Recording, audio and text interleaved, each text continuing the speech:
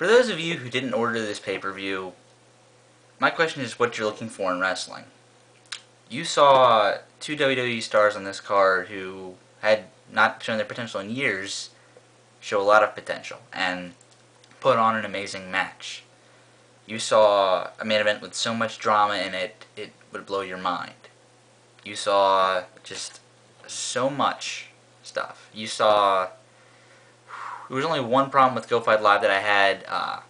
The website isn't perfect, so there's that. It was during the Steen and Corino versus Generico and Cabana match, and that's why you do not see a star rating there. You see the word great, because I can't give it a star rating, because the stream, my pay-per-view stream went out for about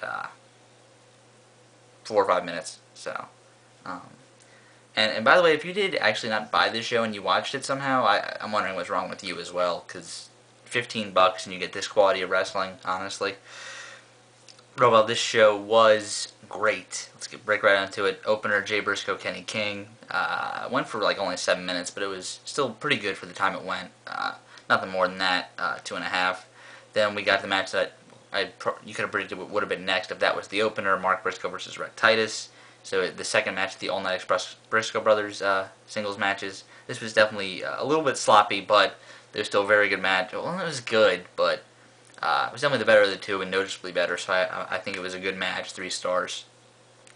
Then you get to the Necro Butcher and Erick Stevens versus Grizzly, Redwood, and Balls Mahoney. A lot better than anyone expected, honestly. A lot better than I expected. I just kept thinking that Jimmy Rave was going to make his return here, but he didn't. This was the worst match of the night, but not by all that much. Balls Mahoney did a lot better here than anyone expected. He actually did not look bad at all. He looked pretty good. Redwood proved that he is the second best student in Stevens and Necro.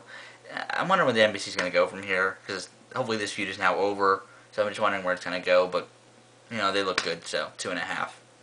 Then we got some match which you see great for Kevin Steen and Steve Corino versus El Generico and Colt Cabana. It was a great segment, an awesome segment, by the way. It was just great to see.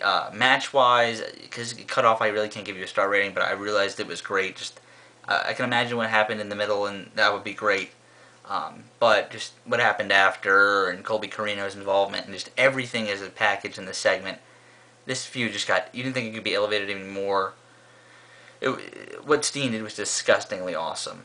That's the best way to describe it, and just I can't imagine just anything else. This was a great segment, and just sets up whatever they're going to do down the road to Final Battle greatly.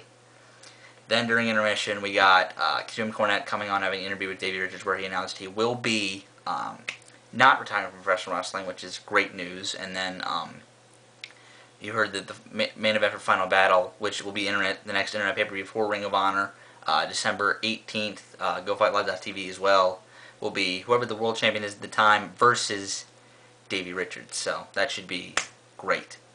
Actually, based on who he faces, it could be amazing. It could be out of this world. It could definitely be a classic. Then we got the World TV title match, Eddie Edwards versus Shawn Daivari. I thought Daivari would have gotten a little more heat than he actually did, because it is 9/11 in NYC, and he is an Arab American. So I thought they would have played off of that a little better, but they didn't. Because Eddie Edwards is called the American Wolf, so.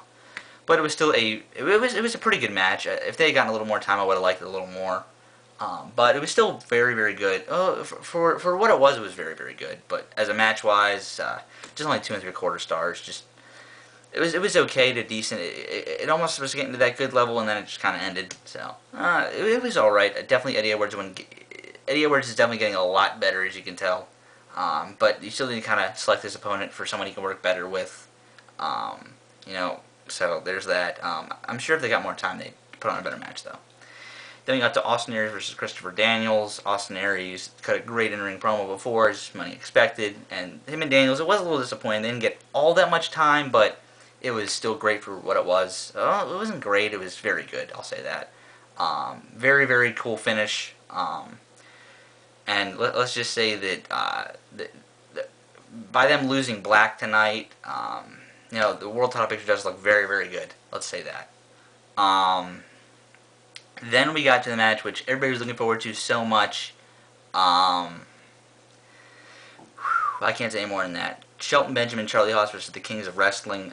I wanted to see Shelton Benjamin, Charlie Haas in a promotion like Ring of Honor since I've started watching WWE. Like when I first saw them in WWE back at I believe it was Armageddon 2002, where they made their debut. I've wanted to see them like this since then. This match was amazing. I probably have this a little higher than some people, but just seeing them two do what they do and really showing that, and it was just great. The ending made sense. Just everything together was just awesome, and I loved it. It wasn't up there with the Briscoes matches that the Kings of Wrestling had, or the match with the Motor City Machine Guns, but this match was still awesome and amazing. I love it. This was the match of the night, 4.5 stars. This is worth. This is definitely, the double main event is definitely worth the price of this. Buying this again, you can still buy this. Link to the event down here. You can still buy this show. It'll be on demand, I believe, sometime on Monday. You can watch this again. Please order this. You can still do it. Then we get to the main event, which is one of the most drama-filled matches I can remember. Tyler Black and Roderick Strong for the ROH World Title. Tyler Black, of course, has signed a WWE developmental deal, and Roderick Strong is kind of the last hope for Ring of Honor. Just a great, great all-around match. Probably in the ring isn't their best match, but drama-wise definitely is, and it added a lot to the match. It was just a sight to see for reasons that aren't usually matches that are sights to see in Ring of Honor. So that was very cool to see as well. And then after the match ended, we got the return of the 187 Homicide. Very cool to have him back. It was a very cool ending because they kind of dimmed the stream away with them face to face when you thought they would have got a Homicide promo or something like that, but we didn't, which is okay though. Overall, this show was great. You definitely need to order it. It's pretty much exactly what I thought it was going to be. It wasn't an amazing show, but it was definitely nowhere near bad either. It was a great show. Definitely need to buy it. 8.5. Just go out and buy this. This was a great show. Hopefully you guys enjoyed this video. I'll see you guys later.